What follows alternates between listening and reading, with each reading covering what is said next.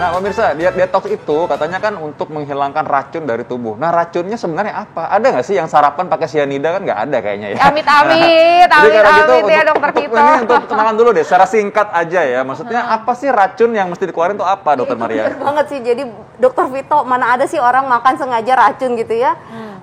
Jadi sebenarnya yang mau biasanya orang identik dengan diet detox itu nomor 1 untuk turunkan berat badan.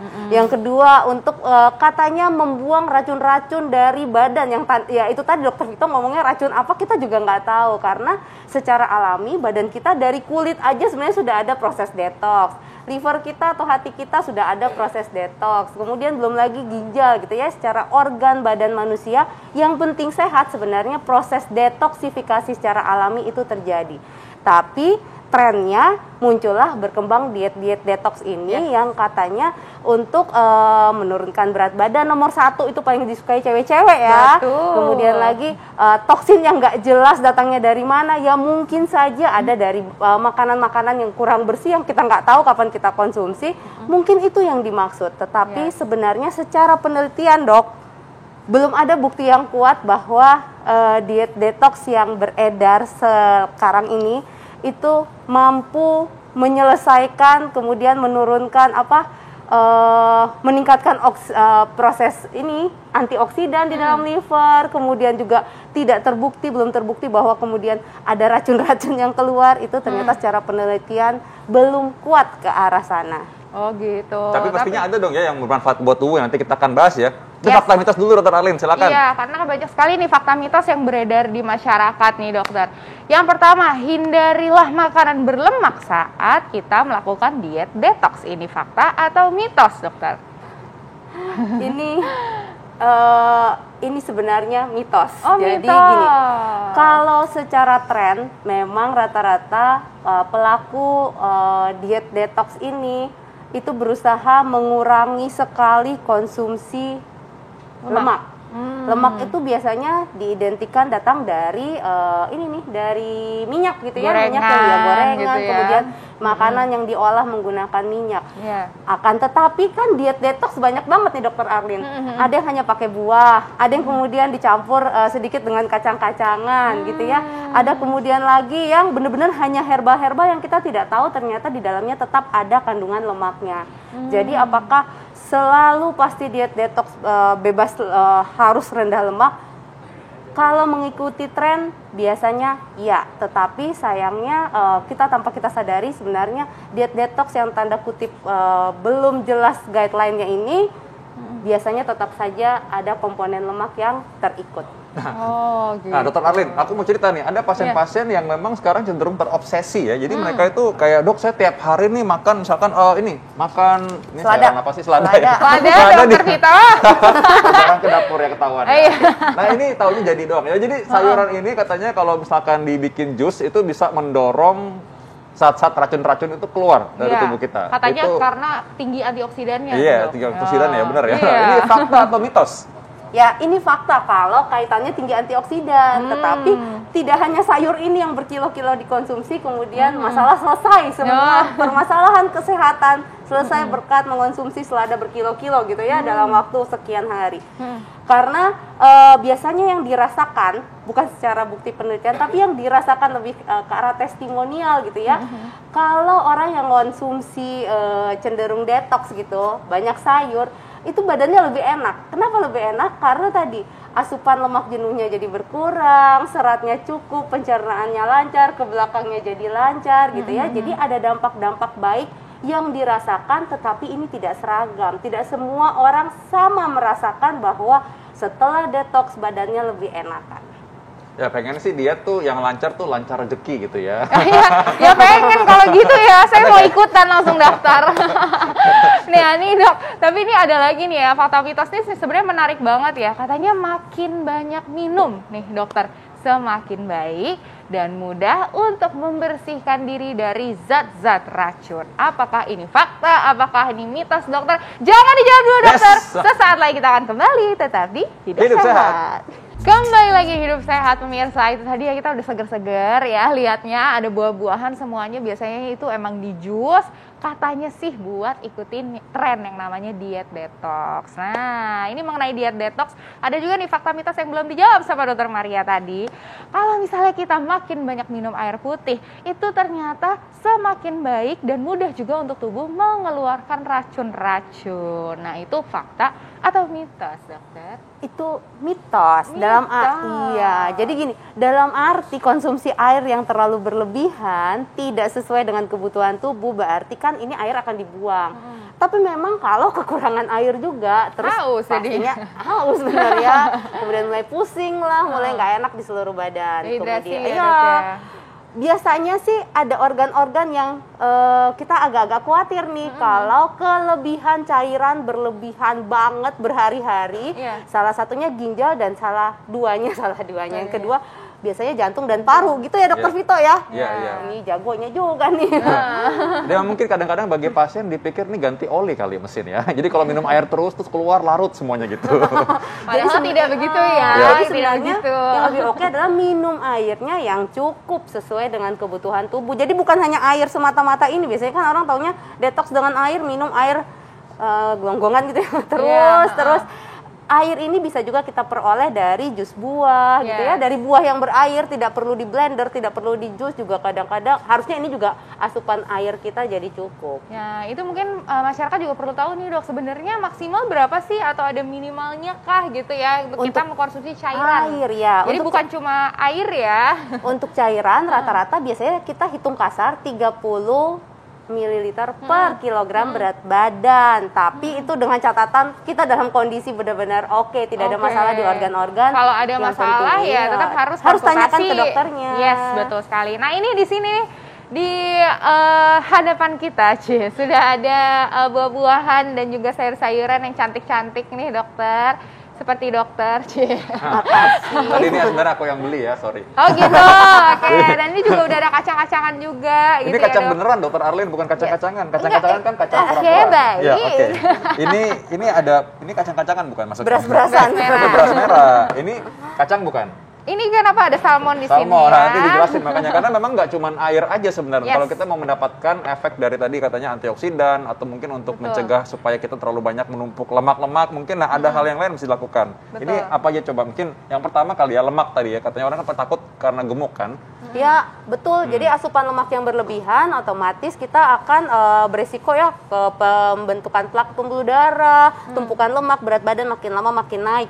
Tapi badan kita kan secara alami butuh lemak. Lemaknya harus yang baik dong. Lemak yang baik datang dari mana? Misalnya dari buah alpukat, dari ikan laut dalam, bisa dari ikan kembung. Contohnya di sini sih adanya ikan salmon. Jadi jangan khawatir sama lemak yang ada di ikan karena ikannya baik. Kecuali ikannya digoreng mungkin ya. Jadinya ketambahan minyak goreng, berarti lemak yang bikin nggak enak di badan tadi jadi ikut ke berarti enaknya diapain nih dok? Dipepes? Salmon dipepes? Oh, Indonesia banget ya. Indonesia banget ya. Biasanya di grill atau ditumis sebentar gitu ya. Atau sekarang zaman sekarang ada yang lagi ngetren air fryer gitu juga bisa ya dok ya? Boleh sekali ya, itu teknik-teknik supaya mengurangi minyak. Lalu ada lagi nih kacang-kacangan. Walaupun yang di sini mungkin tidak, jangan dicontoh ya, ini kacangnya berlapis dengan tepung. Karena kita tidak juga berkeinginan ada asupan gula atau karbo simple atau refined karbo yang datang misalnya dari tepung. Berarti ini malah tidak bagus berarti ya dok ya? Ya, kacangnya oke, biji-bijiannya oke, tapi mungkin tambahan-tambahan proses pengolahannya membuat yang harusnya badan kita lebih baik lagi, liver lebih bagus kerjanya, ginjal lebih bagus kerjanya, akhirnya menjadi tumpukan lemak. Padahal lemak kan juga kalau numpuk kemana-mana dampaknya ya. Benar. Ini kalau kacang yang ini sebenarnya lumayan, tapi dia kayaknya ini disalut dengan gula nih. Garam atau gula gitu ya, ada bumbu ya. Belum sempat saya coba. Padahal Dokter Vito yang beli kan. Yang beli karena buat yang lain, oke. Ya. Fakta mitos yang berikutnya nih, kondisi pasien dengan orang diabetes ya, penyandang diabetes ini nggak boleh sembarangan melakukan diet detox. Ini fakta atau mitos? Ini sudah pasti mitos. Jadi gini, diet detox yang tadi dari awal kita omongin itu biasanya cenderung adalah dari cairan, kemudian buah-buahan dan sayur-sayuran yang di blender sekian banyak, kemudian dilakukan sepanjang hari dalam kurun waktu tertentu. Ini biasanya detox yang lazim beredar gitu ya. Ada yang sayur saja, ada yang buah, ada buah dan sayur. Nah, untuk golongan tertentu, terutama golongan rentan, sebaiknya jangan coba-coba melakukan ini karena ingatlah hasilnya juga tidak bisa kita pukul rata seragam sama, akan merasakan rasa nyaman di badan. Siapa aja sih yang golongan rentan? Ibu hamil, ibu menyusui, anak-anak, orang tua. Kemudian orang-orang yang memang walaupun usia produktif, lagi rasanya sehat, tapi sebenarnya memiliki penyakit kronis. Penyakit kronis itu banyak jenisnya, bisa kita kategorikan di sini termasuk diabetes atau kencing manis. Kemudian lagi ada penyakit ginjal, ada penyakit jantung atau komplikasi semuanya. Ya, termasuk cancer. Tadi mungkin saya yang kurang jelas, berarti fakta ya berarti kan, karena tadi kan kata-katanya bahwa tidak boleh sembarangan mengkonsumsi. Kalau tidak boleh sembarangan, ini fakta. Fakta ya, berarti. Fakta ya. Jadi hati-hati ya yang buat berarti diabetes. benar-benar harus hati-hati kalaupun memang meskipun masih muda ya dok ya, tapi juga udah punya penyakit gitu ya, tetap aja harus konsultasi dulu sama dokter ya. Oke, selanjutnya nih dokter. Orang yang menjalani diet detox Yes. bisa kekurangan asupan energi, cairan, dan juga nutrisi tertentu. Ini fakta atau mitos? Ini fakta. Fakta ya dok ya. Karena sudah jelas Jadi ya. tadi biasanya- ngeliatin saya mikir itu pada nggak lemes apa ya? Ya, jadi gini, beberapa orang kan rasanya nyaman karena Iya. tadi ya buang air besarnya jadi lebih enak, seratnya, saluran cernanya juga bagus kerjanya. Tapi beberapa orang jadi lemas. Kenapa? Karena biasanya asupan detox itu kan nggak lama-lama gitu ya. Biasanya ada yang 4 hari, ada yang 7 hari gitu. Proteinnya biasanya kurang. Orang-orang tertentu kalau kekurangan protein ini mudah lemes, dan hati-hati kalau kekurangan protein jangka panjang yang mungkin sebelumnya sudah kekurangan protein, dipicu lagi dengan detox yang makin tipis atau makin rendah proteinnya. Hati-hati, musim sekarang kita sedang menghadapi pandemi di mana kita butuh sistem imun yang baik, dan ini salah satu penunjang yang paling utama adalah bahan makanan sumber protein. Oh gitu dokter. Wah berarti ini harus hati-hati juga ya kalau misalnya Lemes ya kalau Arlin? Iya udah pasti Aduh, lemes dong dok. banget ya. Oke, nih selanjutnya nih dokter. Fakta atau mitos kalau detoksifikasi atau mengeluarkan racun dari tubuh itu sebenarnya sudah cukup dengan tubuh kita memiliki ginjal yang berfungsi dan juga hati. Jadi nggak perlu lagi kita itu sebenarnya diet detox. Ini fakta atau mitos? Aduh, saya mau jawab dengan amat saya setuju, dan berarti ini adalah fakta. Jadi tadi ya diet detox itu berkembang sedemikian rupa, tetapi balik lagi penelitian pendukungnya belum terbukti dengan jelas, belum ada guideline-nya berapa buah yang Anda konsumsi. Tapi yang sudah jelas-jelas dari atas Tuhan memberikan badan kita dengan liver yang baik atau hati yang baik, kemudian lagi ginjal, kemudian kulit juga baik-baik aja kesehatannya. Sebenarnya fungsi detoksifikasi tetap berjalan walaupun kita dalam kondisi sedang tertidur. Jadi yang harus kita jaga justru adalah bagaimana fungsi liver kita tetap bekerja dengan baik dan juga fungsi ginjal kita tetap bekerja dengan baik. Salah satunya dengan konsumsi makanan yang sehat, yang direkomendasikan adalah gizi seimbang. Jadi yang lemak-lemak jahat keluarin, tepung-tepungan, gula terlalu banyak keluarin. Nah, iya. Gitu ya. Apalagi lemak-lemak yang jahat itu mungkin susah bertobat menjadi baik ya kadang-kadang ya. Jadi kecuali kalau dokter Arlin ya Yang kan tobat lihat. kayaknya orangnya ya dokter Orangnya Dito, bukan bertobat. lemaknya. Lemaknya jangan dijadiin kambing hitam. Aduh. Baik, dokter Arlin yang baik hati, hatinya baik ya dokter Arlin Iya, ya. iya, Nah, iya. ini katanya kan tadi dokter sudah sempat menyebutkan bahwa sebenarnya kita udah punya organ untuk mengeluarkan. Jadi contoh misalkan kalau kita berkeringat atau kalau kita misalkan aktivitas fisik. Nah, ini fakta atau mitos nih yang penting nih. Aktivitas fisik dapat meningkatkan sirkulasi sekaligus menghilangkan racun dalam tubuh kita. Ini fakta atau mitos? Ini fakta. Fakta. Jadi kenapa direkomendasikan gitu? Biasanya yang merekomendasikan dokter jantung. Iya. Beraktivitas fisiklah setidaknya 150 menit seminggu atau 5 kali 30 menit gitu ya. Wow. Per minggu. Karena apa? Karena dengan kita berolahraga yang rutin, otomatis sirkulasi, bahasa gampangnya sirkulasinya jadi lancar. Ya proses-proses tadi metabolisme lah ya.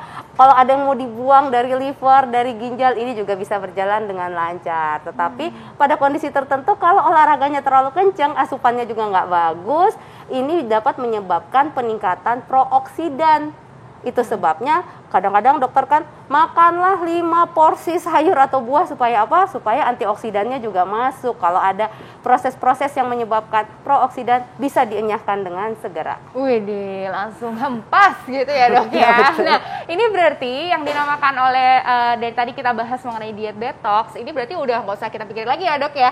Mendingan kita pikirin apa yang penting. Yang penting adalah gimana caranya organ-organ tubuh kita ini bisa dapat berfungsi dengan sempurna. Benar begitu dokter? Betul sekali kesimpulannya. Nah, tapi masyarakat juga pengen tahu nih dokter, gimana sih sebenarnya tipsnya nih supaya organ-organ tubuh kita, bukan cuma mobil kita nih yang kita jaga gitu ya, tapi juga spare part-nya kita nih juga. Gimana caranya supaya tetap sehat walafiat? Silakan dokter. Iya, dengan supaya tetap berjalan dengan baik, yang nomor 1 dokter Arlin tadi sudah bilang, jagalah fungsi organ-organ kita supaya tetap berfungsi dengan baik setiap hari di saat kita beraktivitas maupun saat kita lagi istirahat. Jadi konsumsilah makanan yang memang prinsipnya adalah gizi seimbang. Jangan lupa istirahat yang cukup, minum yang cukup, olahraga yang teratur, dan stress management. Jadi kendalikan stres dengan baik karena semuanya ini yang akan melindungi tubuh kita, terutama organ-organ vital di badan kita. Nah itu pasti, jadi hati itu maksudnya stres juga, maksudnya kita nggak boleh terlalu marah sama orang, terus kita harus tahu gimana cara menyelesaikannya gitu, nggak boleh terlalu iri atau benci gitu. Jagalah hati, jangan kau nodai gitu katanya. Ini acara hidup sehat kan masih ya? Sama dedehnya tadi udah.